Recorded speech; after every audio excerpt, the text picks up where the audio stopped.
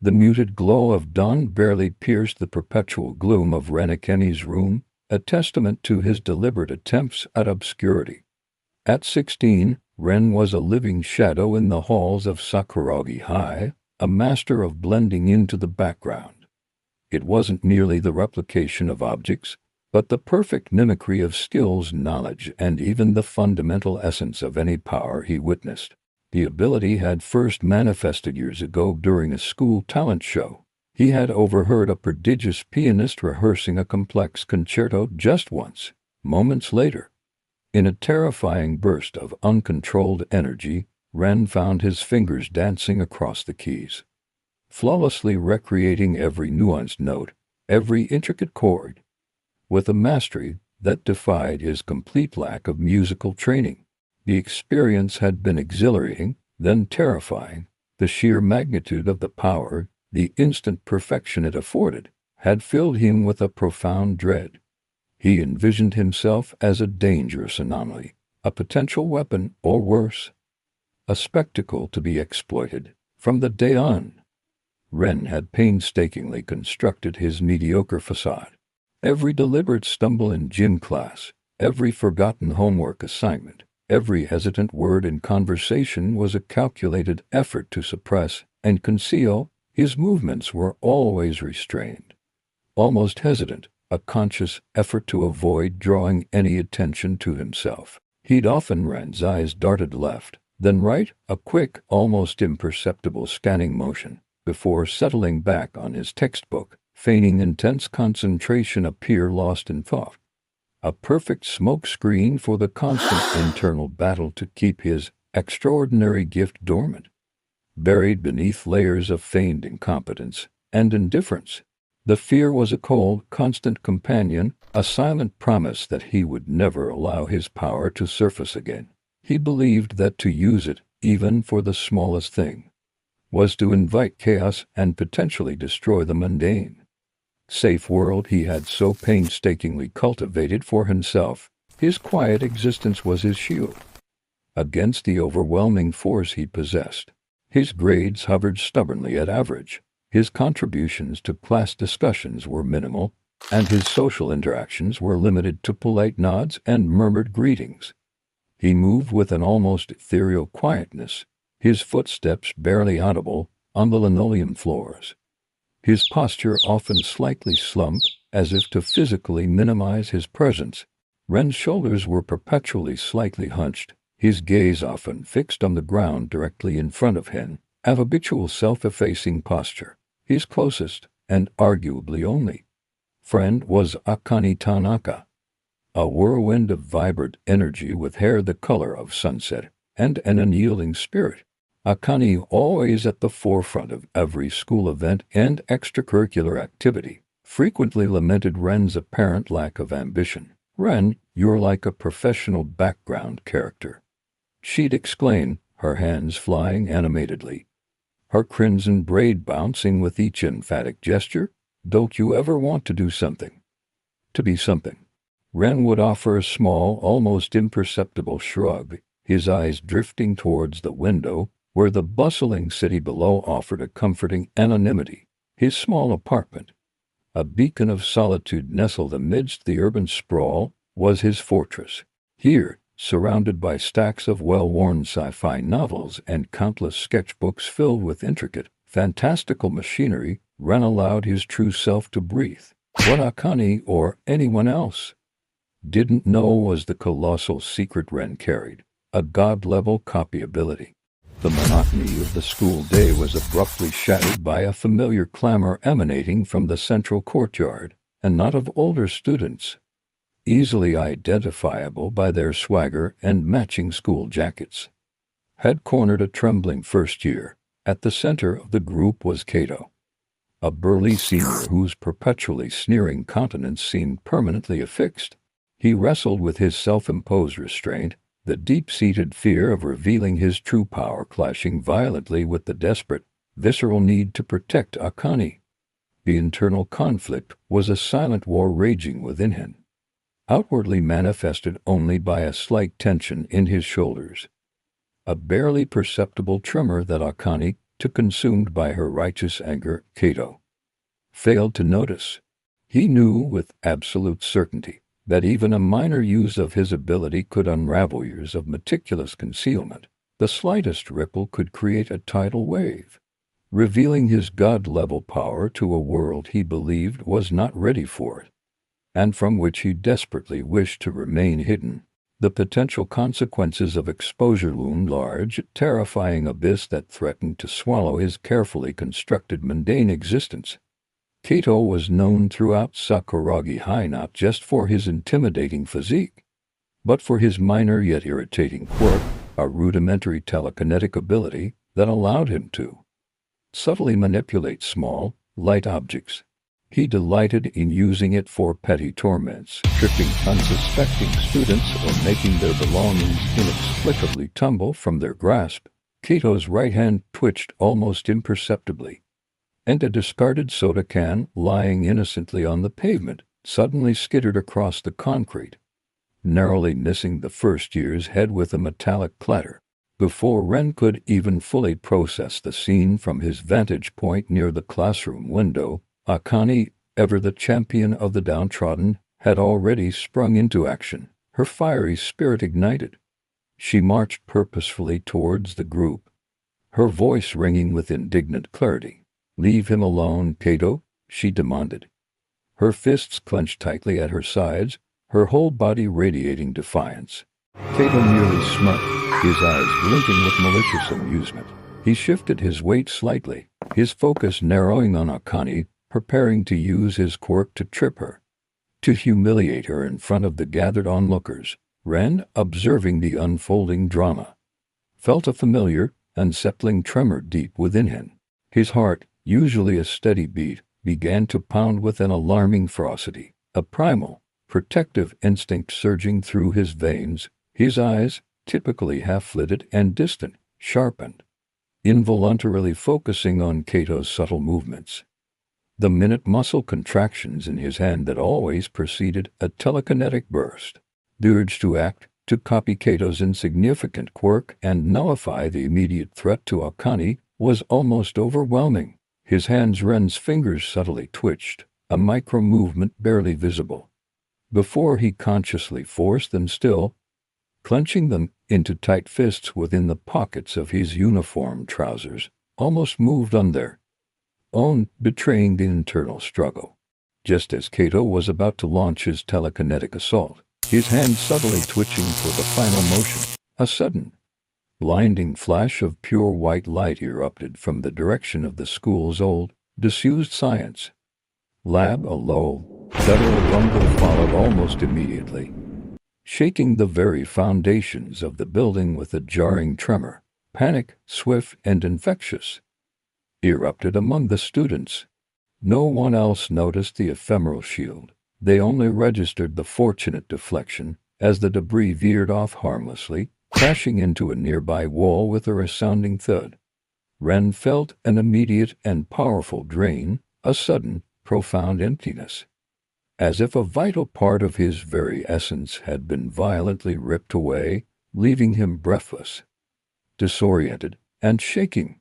He stumbled backward, his legs giving out beneath him, catching himself heavily on a nearby railing. Ren leaned heavily against the cold metal railing, his body sagging, a visible tremor running uncontrollably through his entire frame, his breath coming in ragged gasps. Akane, completely oblivious to her near-fatal encounter and the miraculous intervention, turned back to him, her eyes wide with a mixture of confusion and concern. "Ren, what was that? Are you okay, Ren?"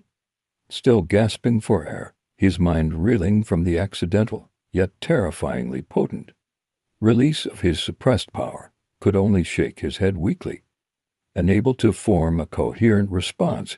The sheer power of what he had just done, the terrifying precision of his ability, sent a fresh wave of dread through him. Students screamed, their voices rising in a cacophony of fear, their bodies scattering in all directions, a chaotic, unthinking wave of movement as they sought escape from the unknown threat. Akane, momentarily distracted by the startling phenomenon, instinctively turned her head towards the source of the disturbance, her defiance of Kato momentarily forgotten. Kato, too, paused, his telekinetic effort dissolving as his focus shifted to the unsettling spectacle. In that critical, split-second interlude, a piece of heavy ceiling debris dislodged by the preceding tremor and loosened by years of neglect plummeted directly towards Akane's unprotected head with alarming speed. Time seemed to slow to a crawl for Ren.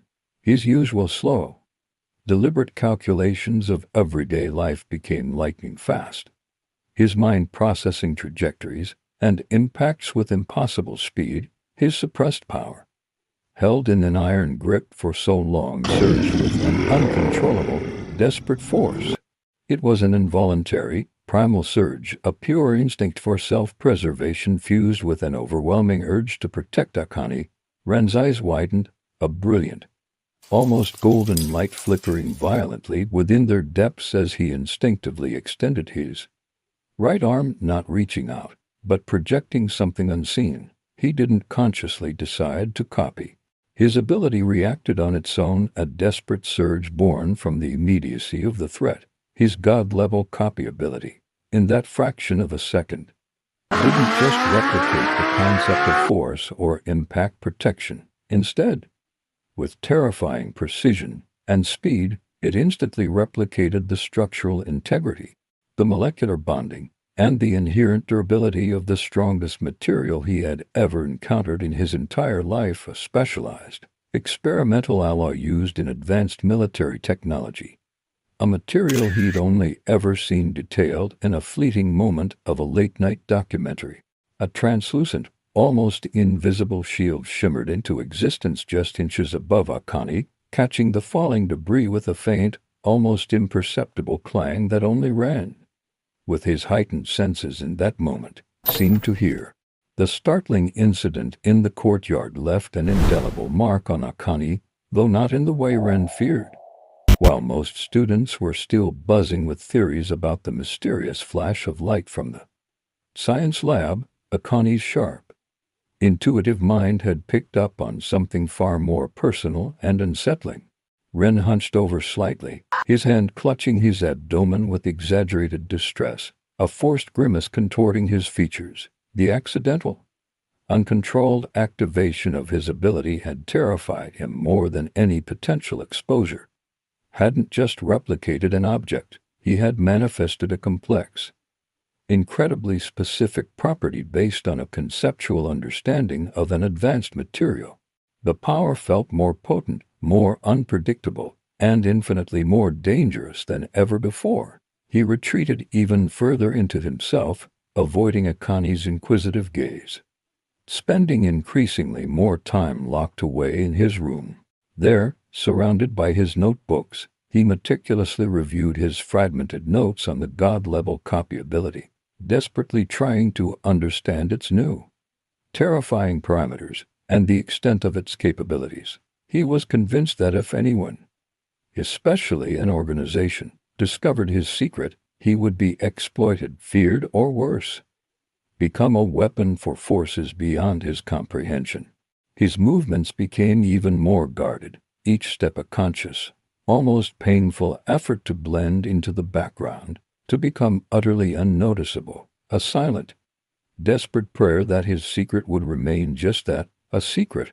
He even went so far as to research transfer options to schools in distant prefectures, a drastic measure born of his mounting fear, a desperate attempt to escape the ever-present possibility of another involuntary display of his overwhelming power. The quiet safety of his hidden life felt incredibly fragile.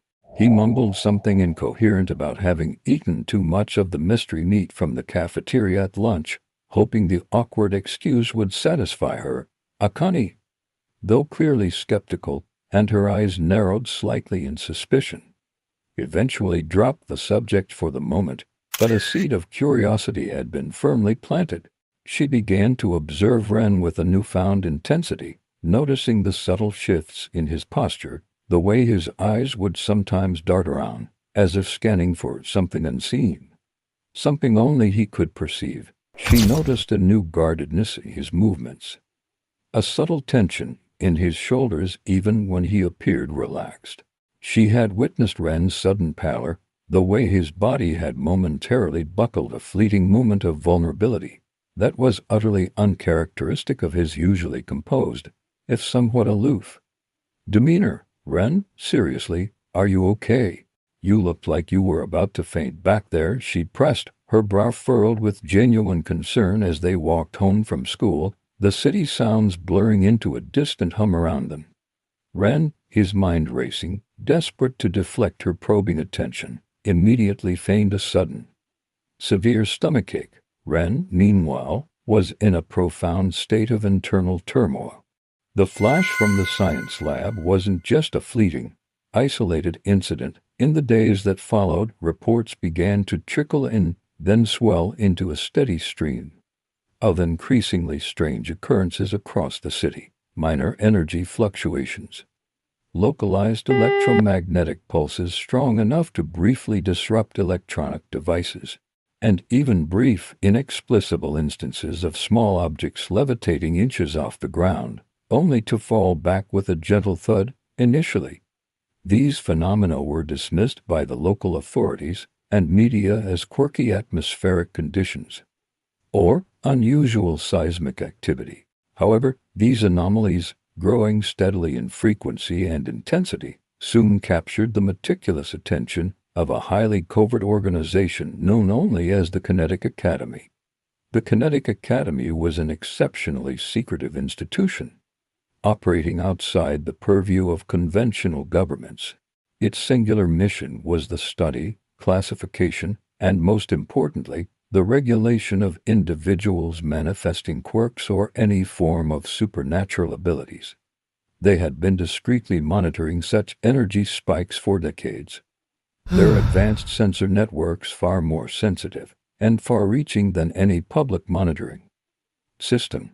An agent in a sleek obsidian black suit known only by his codename Agent H leaned forward, his fingers tracing intricate patterns of fluctuating energy signatures across a glowing holographic map of the city that pulsed faintly in the darkened room. Their initial analysis unequivocally pinpointed Sakuragi High as the precise epicenter of the initial, most powerful burst.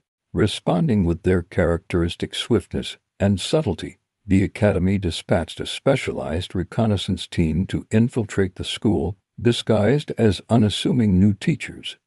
Their mission, to meticulously observe the student body and faculty, identify the source of the anomalous energy, and assess its threat level. One of these agents, Ms. Arisawa, a deceptively gentle woman with an air of quiet efficiency, joined the faculty as a substitute science teacher. Her movements were always fluid, almost unnervingly graceful, yet incredibly precise, betraying years of rigorous training in covert observation and analysis. She moved through the crowded hallways and bustling classrooms with an almost imperceptible presence, her sharp, observant eyes quietly assessing every student. She paid particular attention to those who displayed any unusual reactions to the lingering ambient energy signature that still faintly permeated the school grounds. Ren, despite his meticulous efforts to maintain his invisibility, to remain a spectral background character, inevitably became a faint but persistent blip on her highly sensitive radar. His consistent low-energy signature, paradoxically, stood out in stark contrast to the sporadic, high-intensity bursts that had initially put the Academy on alert. She specifically noticed his peculiar habit of subtle twitching, a micro-movement almost as if suppressing a sudden jolt, a behavior that few others, less trained than she, would recognize as a clear sign of latent, intensely controlled power. His deliberate efforts to blend it only made him stand out more to her trained eye. Ms. Arisawa, a seasoned operative with a keen eye for subtle tells, decided it was time to move beyond passive observation and initiate subtle tests to confirm her growing suspicions about Ren. During a seemingly routine chemistry class, she orchestrated a minor, controlled accident. With a practiced, precise movement, She allowed a volatile chemical reaction to produce a small, contained explosion within a reinforced fume hood. A beaker shattered with a crisp crack. Glass shards skittering across the lab bench with a sound like scattered pebbles as a harmless puff of white smoke billowed upwards, contained by the hood's ventilation. Most of the students flinched violently. Some cried out in surprise or alarm, their bodies recoiling instinctually. But Ren's reaction was distinctly different.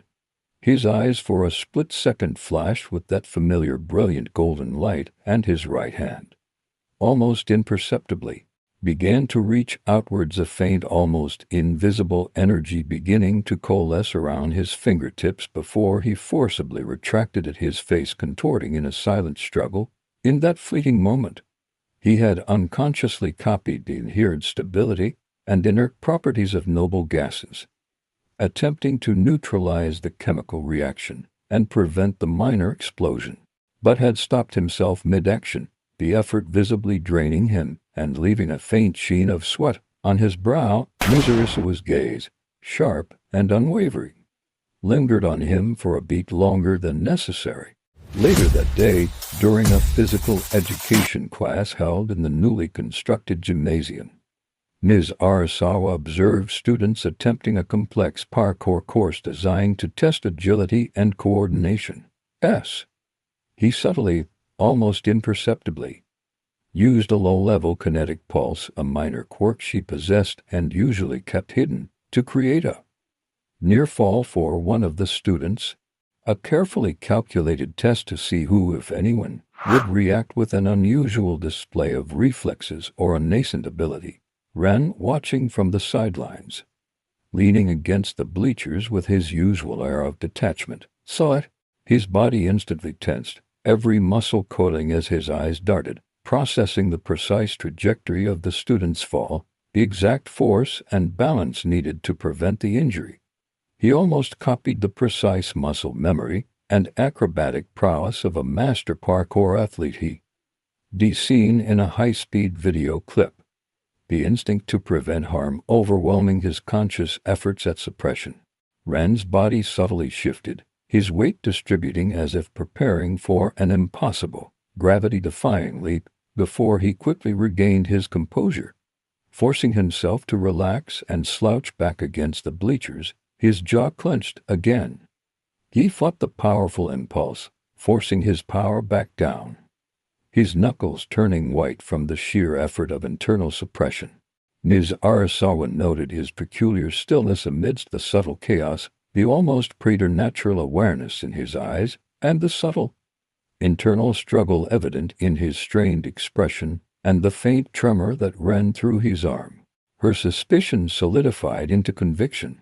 Ren was undoubtedly intrinsically connected to the anomalous energy spikes, and his ability was far more profound than she had initially estimated. He wasn't just a quirk user, he was something entirely new. As the energy anomalies across the city grew not only more frequent but also significantly more potent, a new, enigmatic figure began to emerge from the urban shadows. This individual, a stoic, silver-haired young man known only as Kuro, seemed to possess an uncanny knack for appearing in precisely the right place at the right time to mitigate the more dangerous and destructive incidents. Panic flared, and screams erupted from the pedestrians. Kuro, moving with incredible, blurring speed, manifested a vast obsidian-black shadowy barrier that shimmered with an almost liquid quality. It didn't just observe Kuro's shadow manipulation. It immediately began to meticulously analyze its complex properties, attempting to break down its fundamental components. Ren felt the familiar, powerful surge within him, a complex blueprint of Kuro's ability forming rapidly within his mind. A detailed understanding of its energetic signature and its unique interaction with light and space, but this time, it was profoundly different. As his ability parsed Kuro's power, Ren sensed a profound depth to it, something ancient, almost primal, resonating with a wisdom that transcended simple replication. He felt a powerful, deep, almost mournful hum from Kuro's energy signature, a power that felt both intimately familiar and utterly alien. Like an echo from a forgotten age, it was a no unsettling feeling for Ren. This was the first time he had encountered an ability that felt like it possessed a distinct personality, a conscious will of its own.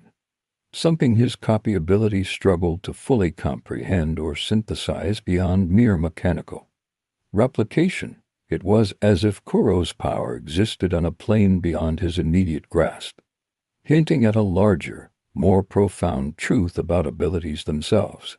The barrier materialized just milliseconds before the lamppost struck, absorbing the crushing impact with a dull thud that sent vibrations through the pavement. Ren, who had been on his way home from the library buried in the pages of a fantasy novel, witnessed the entire event unfold before him with stark clarity. Kuro wielded a unique and formidable ability, the absolute manipulation of shadows. He could use them for flawless concealment, dissolving into the deepest gloom, or for incredibly precise strikes, manifesting sharpened tendrils of darkness. He could even create temporary, tangible constructs from solidified shadow, structures capable of deflecting significant force.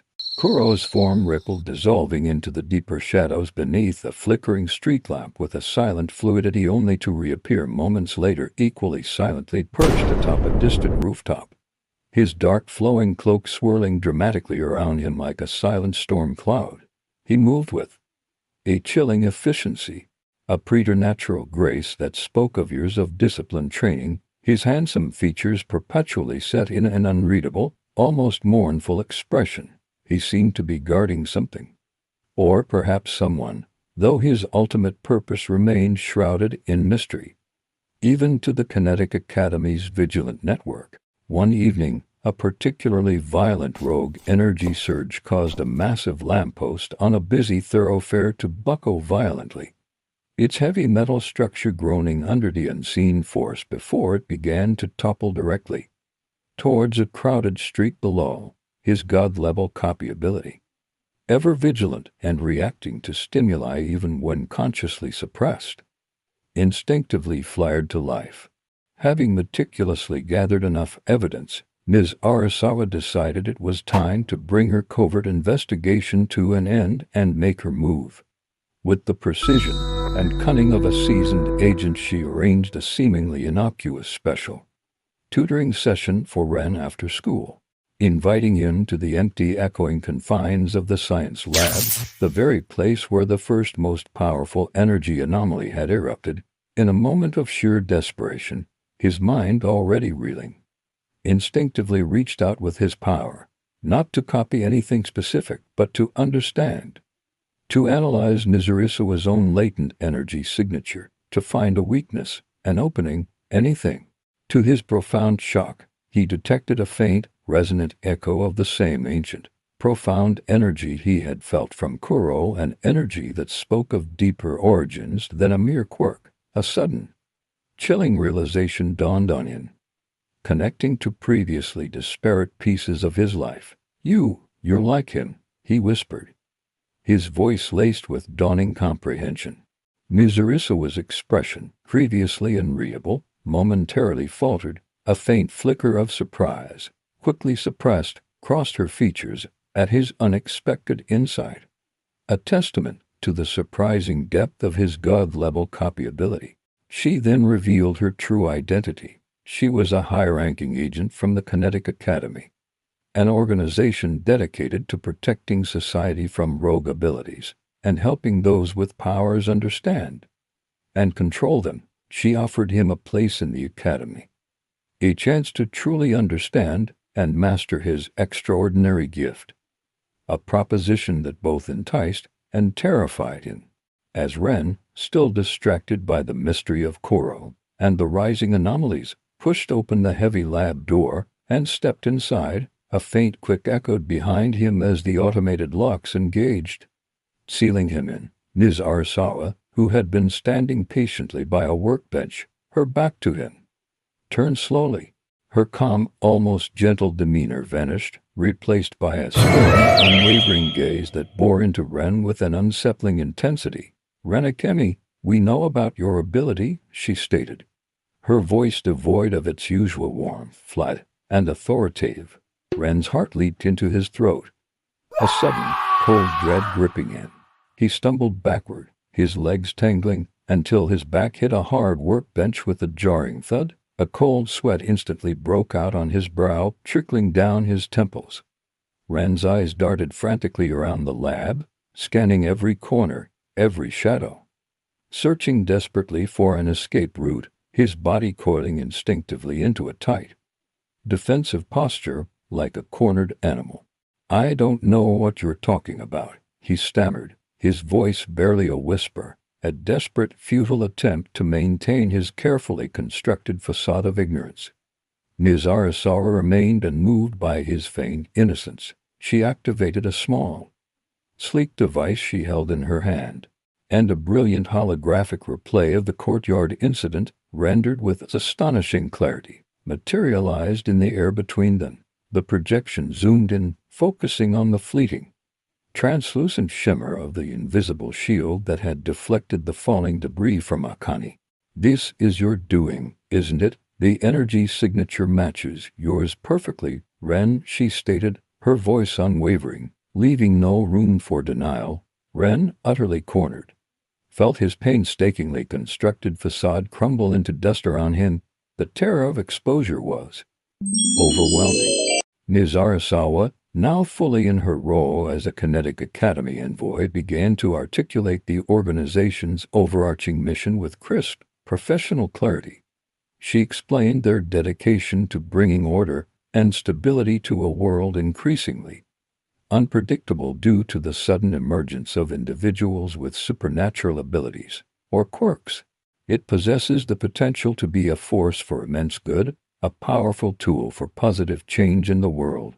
The alluring prospect of gaining complete control over his terrifying gift, of no longer living in constant fear of inadvertently unleashing its power, was incredibly appealing. "You mentioned other quirk users. What about the one I detected? The one like Kuro?" Ms. Arisawa maintained her professional reserve, remaining deliberately vague about the specifics of other individuals, merely stating that the Academy possessed a vast network of operatives and subjects. She offered, in time, to consider her proposal, emphasizing the gravity of his decision.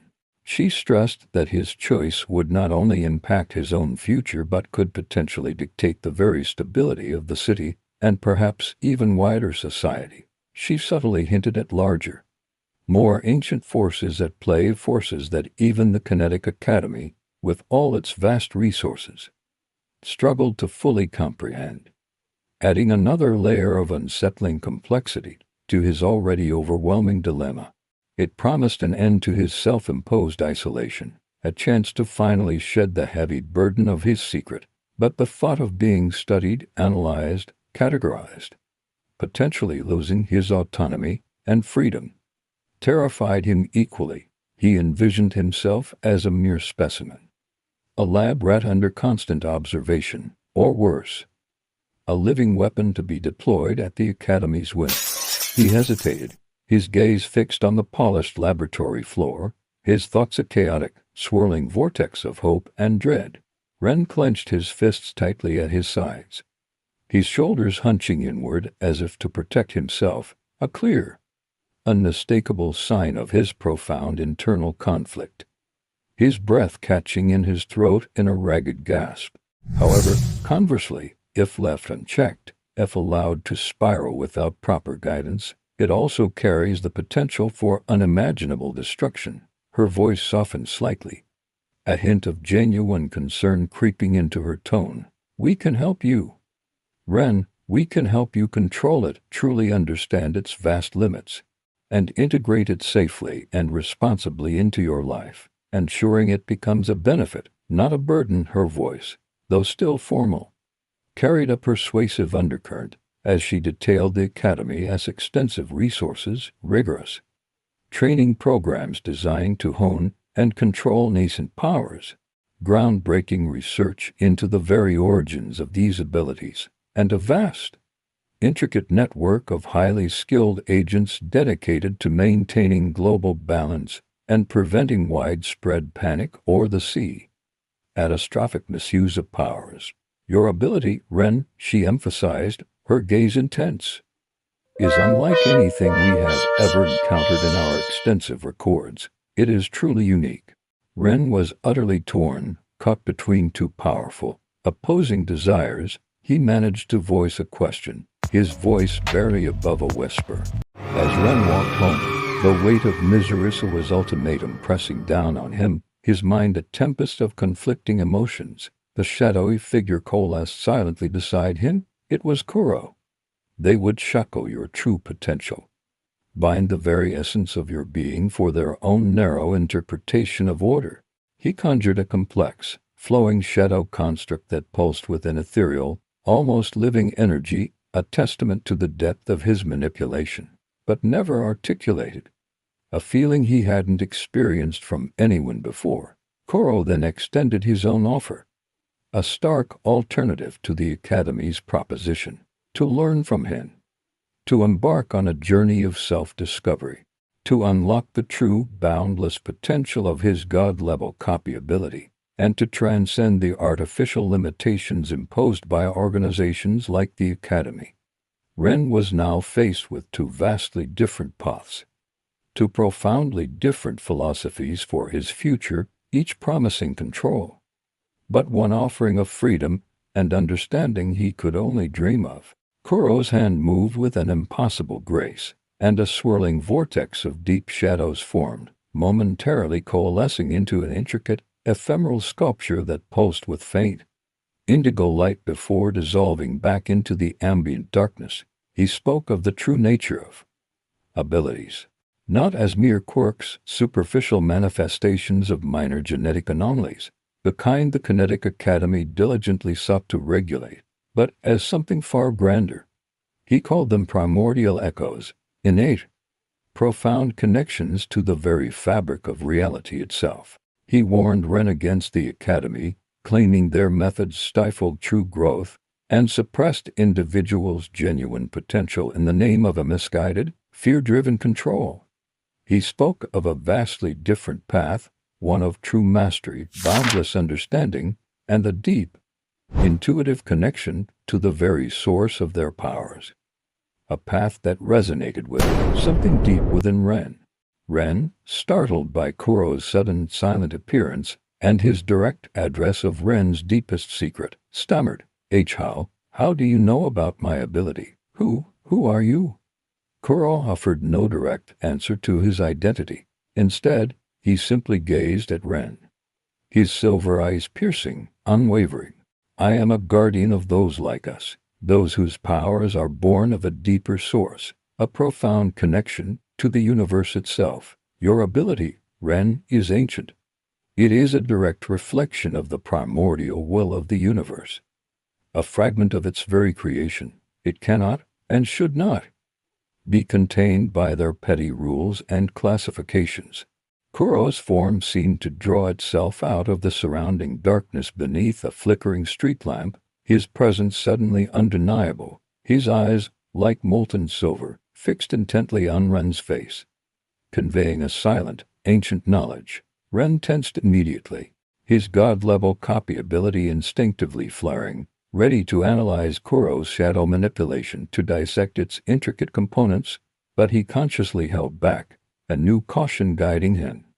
The Kinetic Academy seeks to control, young one, not to understand, Kuro stated, his voice a low, resonant murmur, imbued with an ancient authority.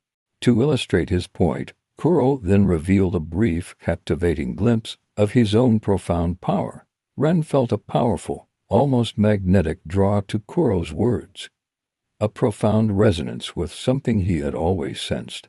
Ren agreed to meet with Kuro again, the decision weighing heavily on his mind but a compelling curiosity urging him forward. Their chosen meeting place was a secluded, ancient shrine, almost swallowed by overgrown foliage and hidden deep within a forgotten, untouched part of the sprawling city.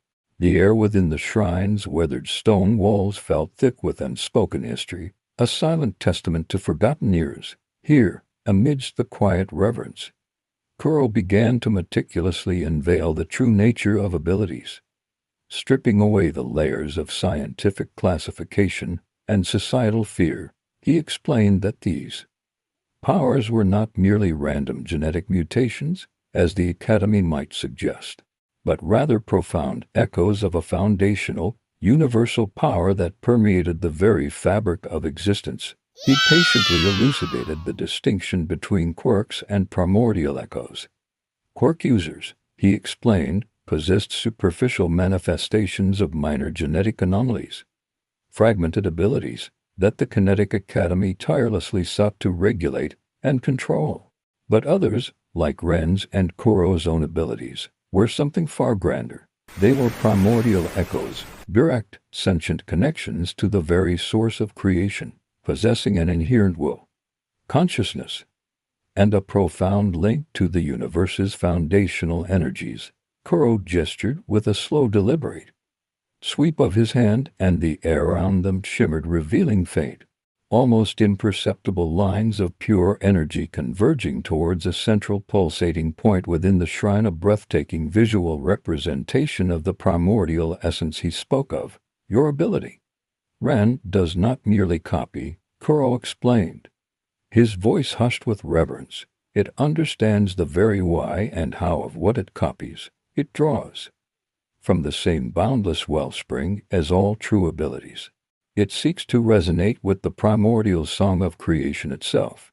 He then began to guide Ren through a series of intense, focused meditations, not with the goal of suppressing his power, but paradoxically, to listen to it, to feel its inherent rhythm, its deep purpose, its connection to everything. Ren, under Kuro's tutelage, began to perceive the world in a profoundly different way. He saw not just mundane objects, but the intricate energetic blueprints that composed them, the subtle interplay of forces that governed their existence. He began to understand, with startling clarity, why he could copy and synthesize, why his power went far beyond mere mechanical replication. It was because he was tapping into the universal language of energy, reading the very code of reality. He started to see the fundamental interconnectedness of all things, the underlying currents of energy that bound the universe together in a vast, intricate web. The true magnitude of his God-level copy ability began to unfold before him.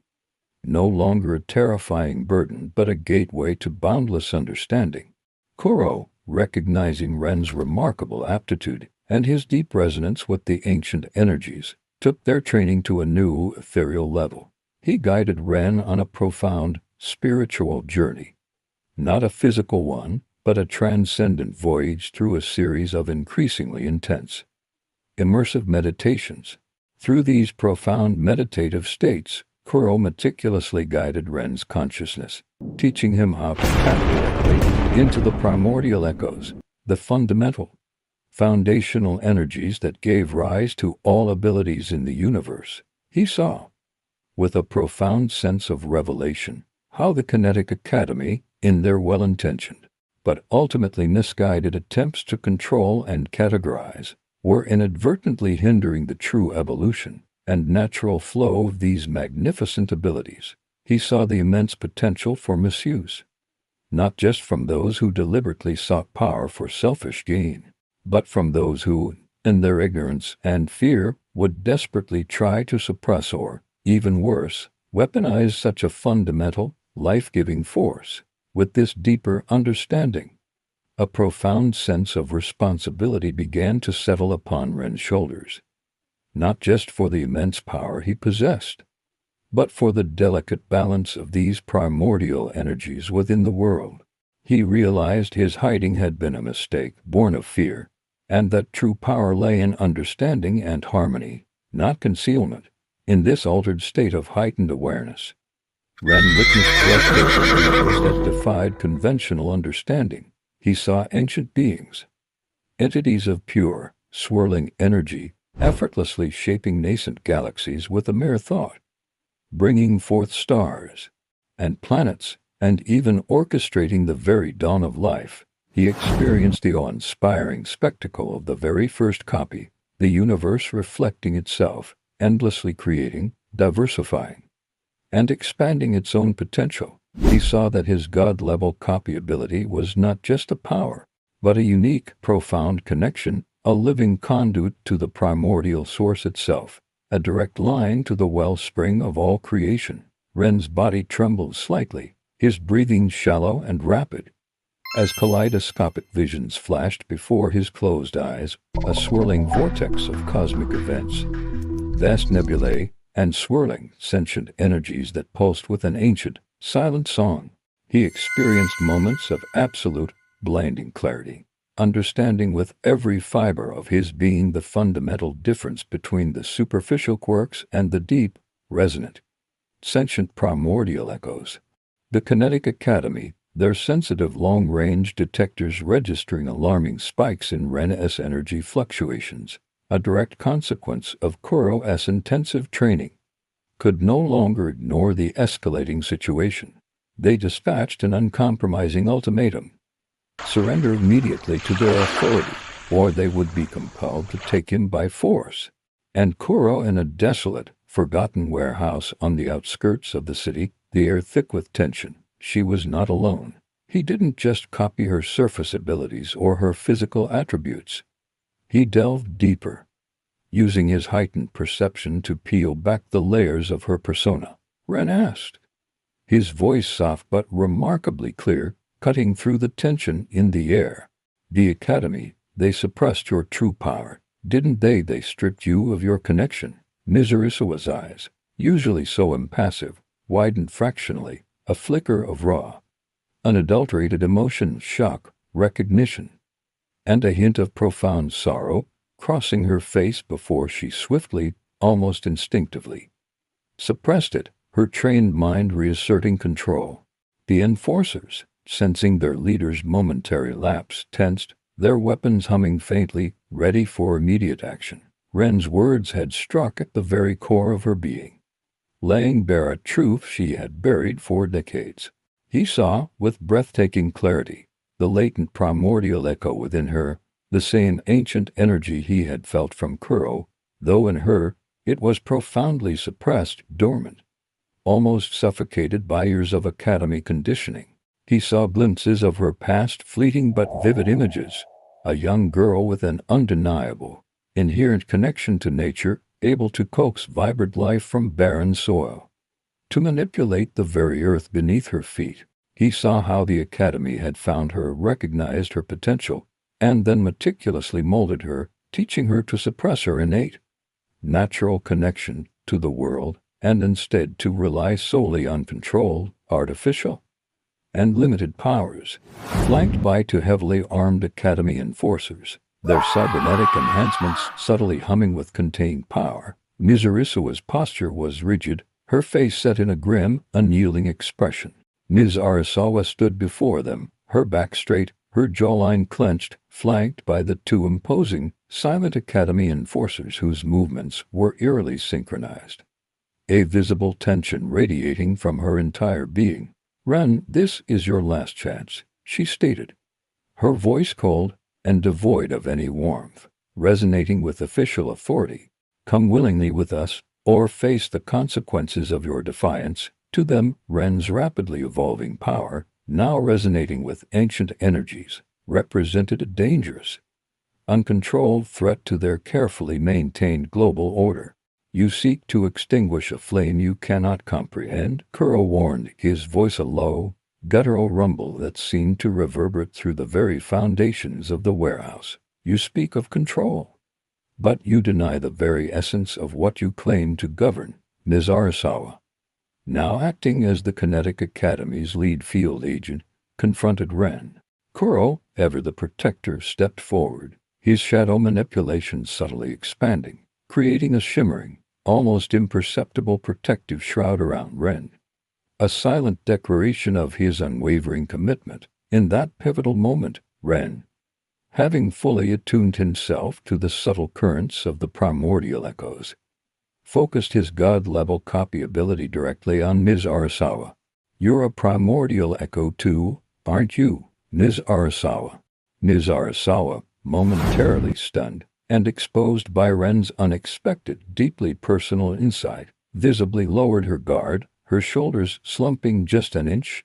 Kuro, ever vigilant and seizing the precise moment of vulnerability, capitalized on the opening. He didn't attack. Instead, with a fluid, elegant motion, he projected a vivid, intricate image of the Primordial Echoes, a mesmerizing visual representation of the interconnected energies of the universe. Directly into her mind. "Join us, Ms. Arisawa," Ren urged, his voice resonating with a newfound conviction. "The Academy offers control, yes, but we offer true understanding. A deeper, more profound connection to what you truly are." Ms.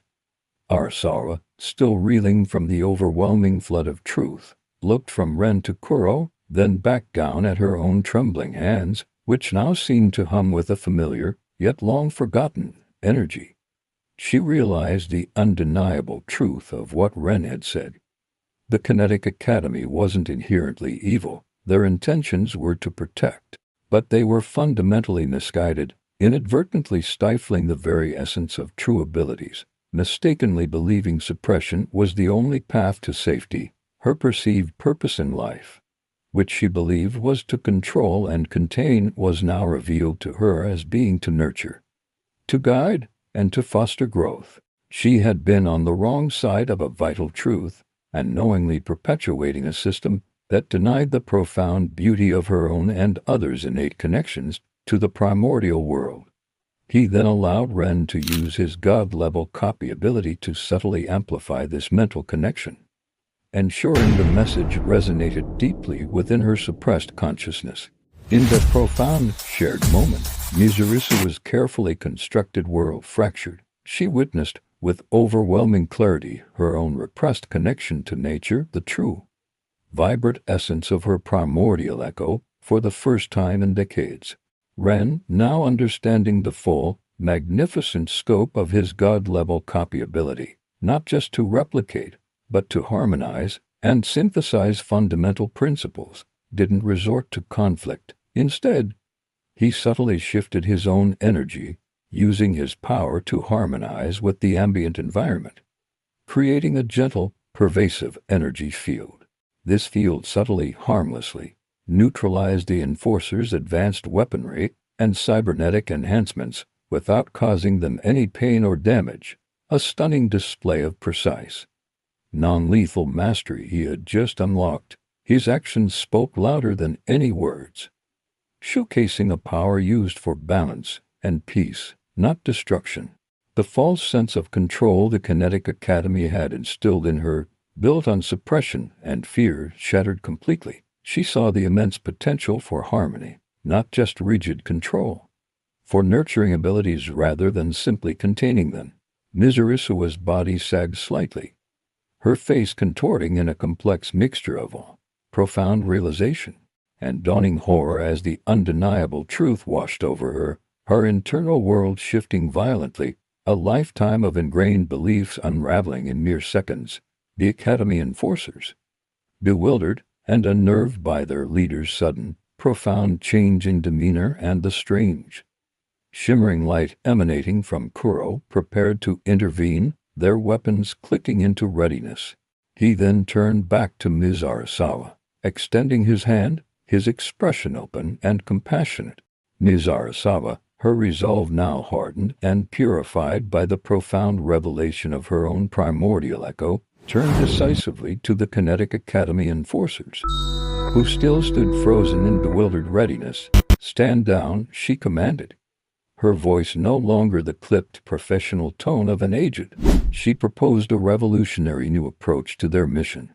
Instead of focusing solely on suppression, classification, he used his extraordinary ability not for combat or dominance, but primarily for insight and understanding, to delve into the true nature of other emerging abilities, and to help others unlock their own dormant potential.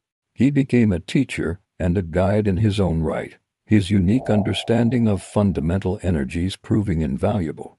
Akane, though still unaware of the full, cosmic extent of Ren's power, noticed a profound transformation in her best friend. His quiet apprehension had been replaced by a newfound confidence, a quiet strength, and a clear, unwavering sense of purpose. He still lived a seemingly normal life, attending school and enjoying his sci-fi novels, but now his movements were fluid, confident, purposeful.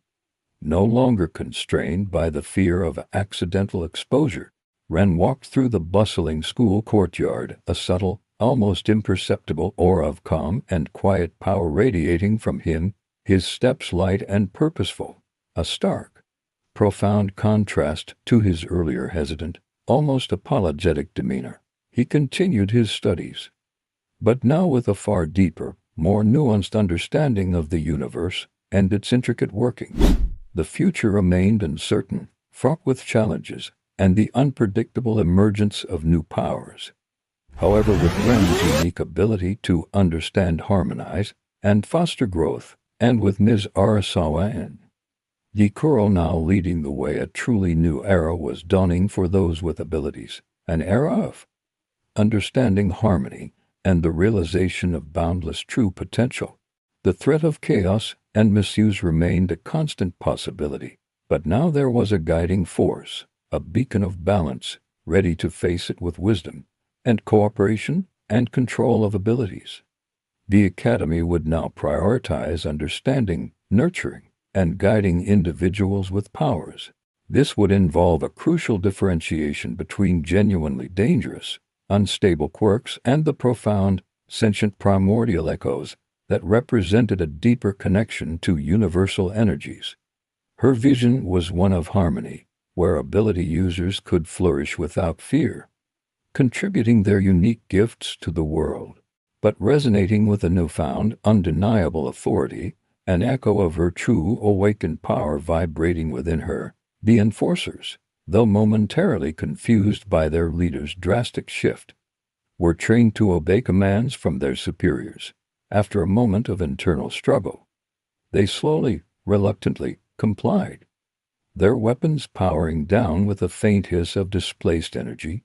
The tense confrontation, poised on the brink of violence, had ended not with a destructive battle, but with a profound, paradigm-shifting change in perspective. Ms. Arisawa, now with the unwavering support and unique insights of Ren and Kuro, began the arduous, yet vital, process of reforming the Kinetic Academy from within its very foundations. Ren, no longer compelled to hide his incredible god-level copy ability, became an indispensable bridge between the old and new philosophies, a living testament to the potential of awakened power. The Kinetic Academy, under Ms. Arisawa's visionary leadership, begins its radical transformation. The once secretive facility now features open courtyards and dedicated training zones designed to nurture Ray abilities rather than suppress them. Ren, no longer hiding, works alongside Kuro, acting as a liaison and a lead researcher and understanding newly awakened primordial echoes. His god-level copy ability, now more refined, allows him to perceive the unique energy signature of each echo, acting like a universal translator for powers. Ren moves through the refurbished academy halls, his steps purposeful, faint, almost shimmering, aura visible only to fellow echoes. As he touches a hand to a newly activated energy conduit, his eyes closing in concentration as he reads its flow, Akane, after a period of intense conversation and some startling demonstrations from Ren, is now aware of his power, though still grappling with its implications. She is eager to help, perhaps even enrolling in the Academy's support staff program, designed for non-echoes who wish to contribute. The public, however, remains largely unaware, with government bodies and media still operating under the old quirk paradigm, dismissing the anomalies as isolated, rare events. This episode focuses on the internal struggles of the Academy to change its public image and the initial cautious steps towards transparency. Ms. Arisawa faces significant internal resistance from former colleagues who believe her new approach is dangerously naive. Ms. Arisawa stands firm in a tense, meeting her gaze unwavering as she faces down a board of stern-faced Academy elders, her hands clasped tightly, a subtle ripple of her reawakened nature echo causing the potted plants in the room to subtly lean towards her. A sudden, powerful surge of uncontrolled energy erupts in a major city, far from Sakuragi, hinting at the true scale of what's to come. The energy surge from Episode 1 manifests as the spontaneous growth of colossal, crystalline structures in the heart of a major city, beautiful, yet highly destructive. Threatening infrastructure and lives, this event cannot be contained or easily explained away. The world watches in horror and fascination as news channels broadcast live footage. Panicked citizens scatter, their screens echoing as razor-sharp crystalline spires erupt from the pavement, slicing through buildings with deafening cracks. Sunlight glinting menacingly off their surfaces, the Kinetic Academy forced into the open. Dispatches Ren, Kuro, and Ms. Arisawa. Ren uses his copy ability not to fight the structures directly, but to read their composition, sensing that they are not malicious, but a raw, uncontrolled expression of a newly awakened primordial echo. He discovers the source, a frightened, overwhelmed young artist named Kiko, whose latent echo manifests physical manifestations of her emotions. Her fear and anxiety are literally creating chaos. Ren extends a hand towards Kiko, his eyes a brilliant gold, as he copies the precise resonant frequency needed to soothe the chaotic energy. His own body trembling slightly from the immense processing power required, Kuro uses his shadow manipulation to safely evacuate civilians, creating temporary, durable shadow bridges and shields. Ms. Arisawa, leveraging her reawakened nature echo, attempts to calm the growing crystals, understanding their organic-like growth. This incident forces the Kinetic Academy to make a public statement, acknowledging the existence of abilities and announcing their new mission to guide and protect. This inevitably sparks global debate and fear.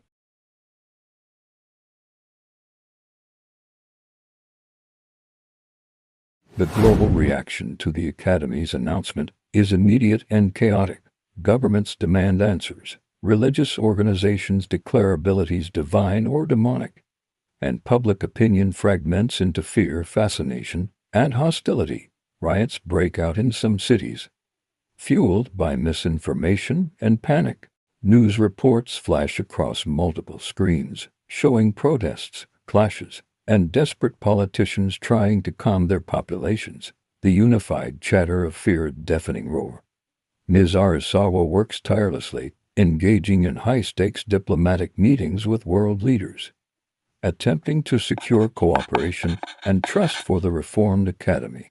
Ren assists by demonstrating the benevolent potential of his copy ability, showing how he can replicate beneficial technologies or neutralize dangerous energies. Meanwhile, Akane, while volunteering to help manage the influx of data and public inquiries at the academy, finds herself drawn to the echoed individuals. Her innate empathy and strong sense of justice make her a natural bridge. During a stressful incident involving a newly awakened echo who involuntarily generates powerful sonic waves, Akane, out of sheer desperation to protect those around her, instinctively reaches out. For a brief moment, her innate ambition, her desire to move things, manifests as a weak, localized kinetic push, enough to deflect some debris. Akane, her eyes wide with a mixture of shock and exhilaration, pushes her hands forward, and a faint, almost invisible ripple of force emanates, redirecting a falling shard of glass away from a crying child. Ren, observing this from afar, notices the faint shimmer of an echo signature on her, not a strong one, but a nascent resonance. He realizes Akane might be a unique type of echo, one whose power is tied to emotional drive and the essence of willpower. This discovery both excites and worries him.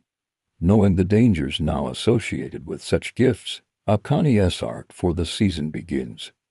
Understanding her own developing will-based ability and her role in the new world, Amidst the global unrest, a new shadowy organization begins to emerge, the Purifiers. They preach that primordial echoes are an abomination, a corruption of the natural order, and advocate for their complete eradication. Ren uses his copy ability to analyze the unique energy signature of Thorn's dampening tech, discovering that it's designed to not just suppress, but to actively drain and collect echo energy, hinting at a darker purpose. Kuro, utilizing his network of shadow information, learns that Thorn was a brilliant but radical scientist, obsessed with purity and the idea of a single, controlled power.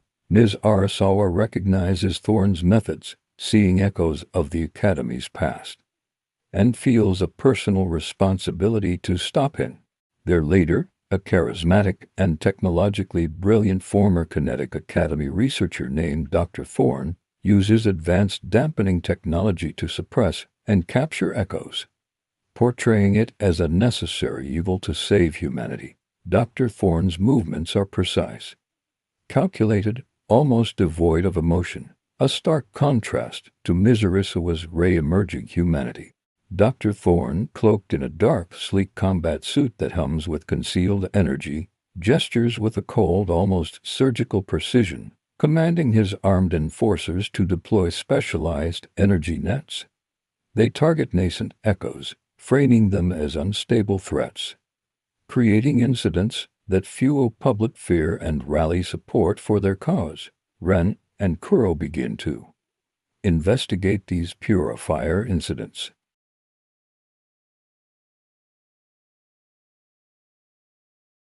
The Purifiers escalate their attacks, specifically targeting high-profile primordial echoes identified by the Reformed Academy. They are relentless, their tactics efficient and brutal. One such target is a young echo with the ability to manipulate light, creating dazzling but potent illusions. Ren, Kuro, and Ms. Arisawa intervene in a tense standoff in a bustling marketplace. A flash of blinding light erupts, followed by the clatter of dropped goods as the light echo frantically tries to escape, their illusions flickering wildly, causing confusion among the Purifier agents. Ren uses his copy ability to not only replicate the light echo's illusions to create diversions, but also to understand and counteract the Purifier's energy dampening fields, creating momentary pockets of vulnerability. Kuro engages directly, using his shadows to bind and disarm Purifier agents, moving like a phantom through the chaos. Ms. Arisawa uses her nature echo to rapidly grow vines and barriers, disrupting the Purifier's advance and shielding civilians. During the engagement, Ren faces a new challenge. His god-level copy ability can adapt to the dampening tech, but it's taxing. He realizes that simply copying isn't enough.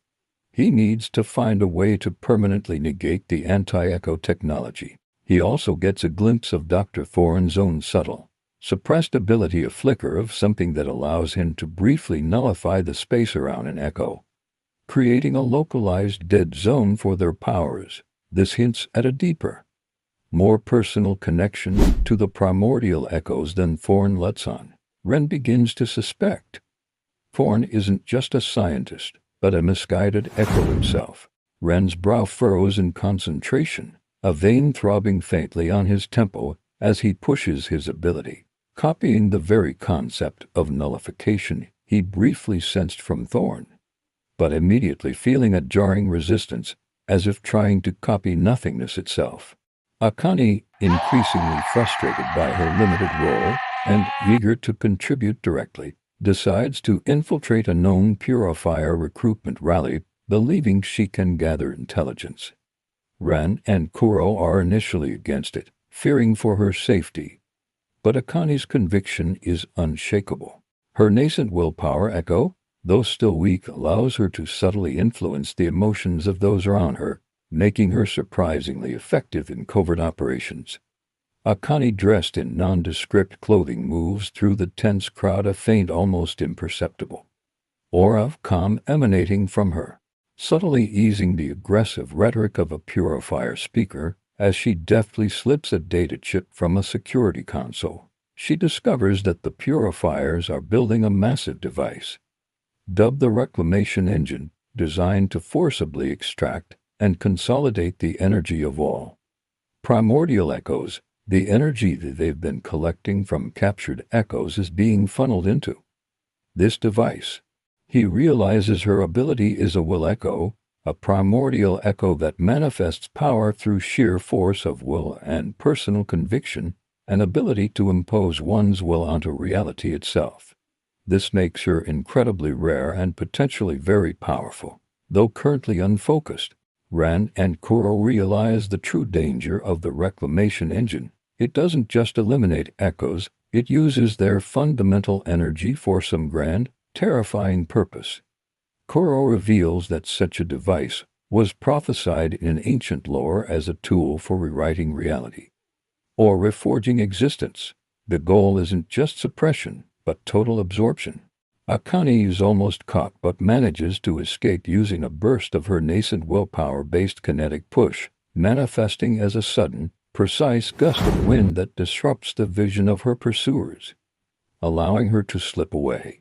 Akane pushes her hands forward in a sudden, desperate motion, a focused gust of wind erupting from her palms, momentarily blurring the vision of the pursuing Purifier agents, giving her a vital second to dart around a corner. Upon her return, Ren's copy ability immediately registers the stronger, more defined resonance of her echo. With the threat of the Reclamation Engine looming, Kuro realizes it as time to reveal the full truth of his origins and the true history of the Primordial Echoes. He takes Ren, Akane, and Ms. Arisawa to a deeply hidden, ancient sacred site, not the shrine from Season 1. He is a direct descendant of the first Echoes, primordial beings who manifested alongside the universe's creation, tasked with maintaining the balance of these fundamental energies. His shadow manipulation isn't just an ability. It's a direct connection to the primordial darkness, the absence from which all creation springs. He explains that the primordial echoes are fragments of a greater universal consciousness, each carrying a unique aspect of creation, light, nature, will, copy, etc. He warns that the Reclamation Engine isn't just about absorbing power. It's about forcing these fragments back together unnaturally to reform the original consciousness, but in a twisted, controlled manner by whoever wields the engine. The implication is that Dr. Thorne, perhaps unknowingly, is being manipulated by a greater, more ancient force that desires to reshape reality through this forced reunion. But a massive, underground chamber adorned with glowing, ethereal runes and ancient carvings depicting beings of pure energy. Kuro leads them through a labyrinthine series of hidden passages, his shadow form flickering slightly in the dim torchlight, his movements more deliberate, imbued with the weight of ancient knowledge. Here, Kuro reveals that he is not entirely human. Ren's god-level copy ability, now exposed to the full historical and energetic context of the Primordial Echoes, experiences a dramatic evolution. He can now not only copy abilities, but also perceive the source and intent behind them, even ancient ones. The episode focuses on Ren's internal struggle with this knowledge, the ethical dilemma of confronting a misguided echo. He sees Thorne as a victim of suppression, just as he almost was. Kuro warns that the echo of nullity is incredibly dangerous and unpredictable, as it literally seeks to reduce things to nothing. He uses this heightened sense to re-examine Dr. Thorne's subtle nullification flicker. He discovers that Thorne's nullification is not technological, but a deeply repressed primordial echo, the echo of nullity. This echo is a fundamental aspect of reality, the power to erase, to unmake, the dangerous counterforce to all creation. Thorne had attempted to suppress it, but the Academy's old methods had merely twisted it, making him vulnerable to manipulation. Ren's eyes glow with an intense, multi-hued light as he projects his consciousness, mapping the complex, fragmented energy signature within Thorne, seeing the twisted root of his power. Ren realizes Thorn believes he is purifying the world, but his echo of nullity, when fully unleashed by the Reclamation Engine, would essentially erase all other echoes, reducing them to inert energy for the engine's true master. Ms. Arisawa, guilt-ridden over her past association with the Academy's old methods and her growing understanding of Thorn's misguided path, resolves to confront him. She believes she can appeal to the human within him, or at least the suppressed echo. She reveals a growing mastery of her own nature-based echo, now able to accelerate natural processes, creating powerful, living defenses and even sensing life force. Ms. Arisawa moves with a newfound grace, her hands tracing intricate patterns, causing ancient roots to erupt from the ground, forming a protective barrier that pulsates with green light. Ren and Kuro agree to support her, understanding that confrontation with the Purifiers is inevitable. Akane, her will echo strengthening through active use, and Ren's guidance, focuses on using her power to boost the resolve of their allies and create subtle diversions. They formulate a plan to infiltrate the main Purifier facility, aiming to disable the Reclamation Engine and rescue any captured echoes, while attempting to reach Thorn himself. This episode features tactical preparations, moments of bonding between the main trio, and perhaps a scene of Akane using her willpower to encourage a group of Academy trainees, showing her growing leadership qualities. Akane closes her eyes, a faint, determined glow emanating from her as she projects her focused will, bolstering the courage of nervous Academy trainees. Her voice clear and resonant. We stand for understanding, not fear. The team infiltrates the heavily fortified Purifier facility. The facility is a labyrinth of energy dampeners and advanced traps. Ren uses his copy ability to temporarily bypass security systems, replicating the access codes and energy frequencies. Ren has to continuously adapt, copying and synthesizing countermeasures, pushing his ability to its limits. He encounters the Academy dissenters he sensed earlier, a former instructor who believes Ms. Arisawa has betrayed their true purpose, leading to an emotional confrontation. This episode is high-octane action, showcasing the full capabilities of the team working in concert. Kuro creates shadowy pathways and uses his powers for stealth and rapid takedowns. Ms. Arisawa manipulates the natural elements of the environment to create distractions and cover. Akane, leading a small team of loyal Academy operatives, uses her will echo to overcome psychological defenses and boost their morale. Akane pushes open a heavy blast door, her face set with grim determination, a faint golden light flickering around her clenched fists as she drives her team forward. Their footsteps unified and resolute, they face waves of elite Purifier enforcers, who are equipped with stronger anti-echo technology. They reach the core of the facility, a massive chamber dominated by the Reclamation Engine, a colossal, alien-looking device humming with malevolent energy, with captured echoes suspended within energy tubes. Their essences slowly being siphoned away, Dr. Thorn confronts them, seemingly devoid of human emotion. His own suppressed echo of nullity now partially awakened and active. He copies Thorn's nullity echo, but instead of using it for destruction, he tries to understand its true nature not as an absence, but as a potential for reset, for a fresh start. A fundamental aspect of cycles of creation and destruction, this nearly overwhelms him.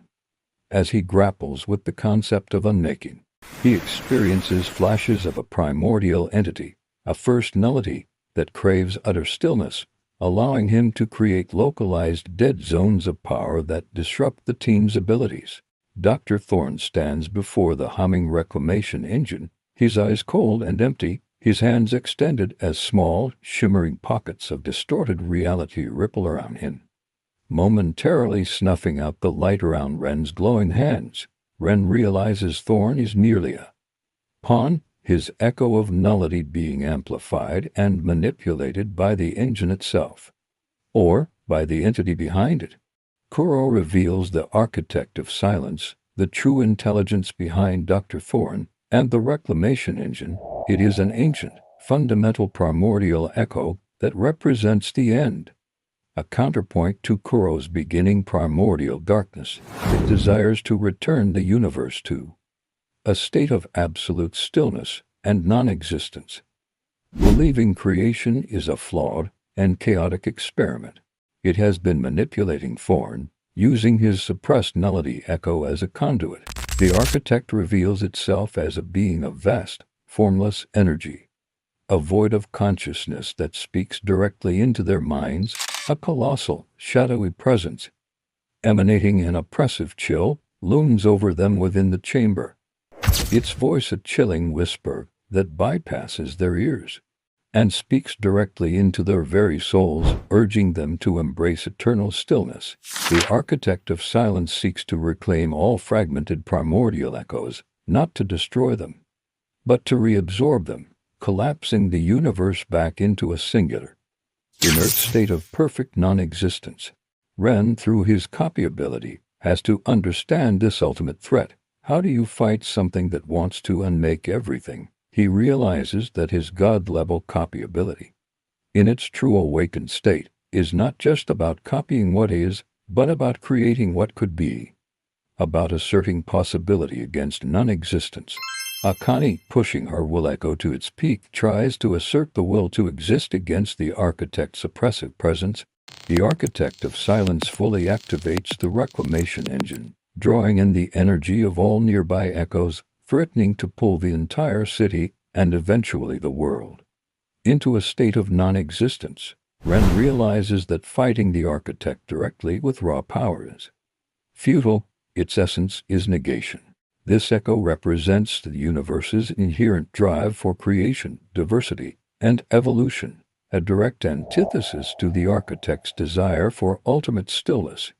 He uses this synthesized power to try and reawaken Thorn's true nullity echo, allowing it to find its rightful place as a force of cyclical renewal, not annihilation. He must use his copy ability to synthesize a counterforce. He combines his understanding of Kuro's primordial darkness, the void from which creation springs, with Arisawa's nature echo, the essence of growth and life, and Akane's will echo, the spark of intention and existence. Ren closes his eyes, a radiant, multifaceted light engulfing him as he simultaneously copies the fundamental properties of Kuro's shadow, Arisawa's life force, and Akane's raw will, synthesizing them into a new pulsing energy within him, his body shimmering with incredible power. He generates a unique, counter-primordial echo, the echo of infinite possibility. The climax of the season, Ren, channeling the echo of infinite possibility, confronts the architect of silence in a conceptual battle. It's not a physical fight, but a clash of universal principles. Akane's will echo becomes crucial, resonating with Ren's determination, giving him the mental fortitude to push back against the architect's overwhelming presence. They manage to sever the architect's connection to Thorn, allowing Thorn's true echo of nullity to settle into its proper, balanced role, a force that allows things to end and reset, but not to utterly disappear. The architect of silence retreats, weakened but not destroyed, a cosmic force that will always exist. Ren asserts the beauty of creation, the necessity of change, the power of choice, while the architect of silence pushes for ultimate peace through non-existence. Ren floats amidst swirling galaxies of pure energy within the architect's consciousness, his form radiating vibrant, hopeful light against the encroaching, oppressive void, his outstretched hand pushing back the tide of nothingness. Kuro, Ms. Arisawa, and Akane support him by stabilizing the energy around them, protecting the physical world from the conceptual battle's fallout.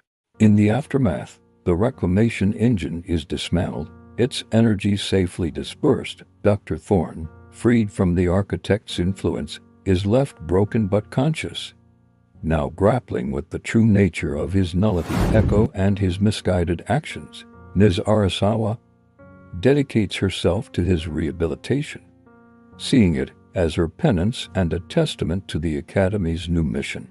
The world slowly begins to heal. The existence of Primordial Echoes is now undeniable.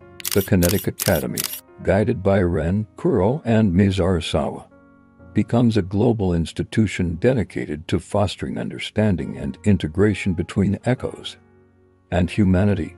Ren continues his path of mastery, his god-level copy ability now a tool for cosmic understanding and creation, rather than just replication. He accepts his unique role as a bridge between fundamental universal principles. Akane becomes a leading figure in public outreach, using her developing will echo to inspire hope and bridge divides. Her ambition now focused on uniting humanity with the echoes. Kuro continues his role as a silent guardian, his ancient wisdom guiding them forward, knowing the architect of silence still lingers. The final scene shows Ren Akemi and Ms. Arisawa looking out at a city where people and echoes begin to coexist, with echoes openly using their powers for benevolent purposes. A new, complex, and hopeful era dawning. Ren stands at a high vantage point, his gaze serene and knowing, a faint golden shimmer around him as he watches echoes and humans interact below. A symbol of the harmonious future they are building, the city's lights twinkling like countless awakened souls. The story ends with the knowledge that balance is an ongoing struggle. But now they have the tools and the unity to face whatever comes next.